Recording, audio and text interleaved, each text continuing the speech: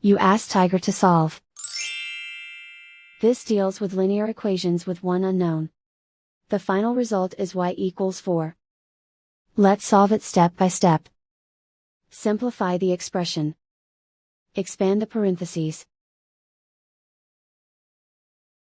Simplify the arithmetic. Group all constants on the right side of the equation.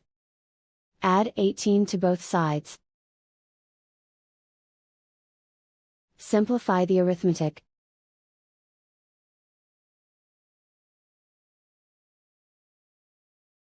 Isolate the y. Divide both sides by 9. Simplify the fraction. Find the greatest common factor of the numerator and denominator. Factor out and cancel the greatest common factor. And so the final result is y equals 4.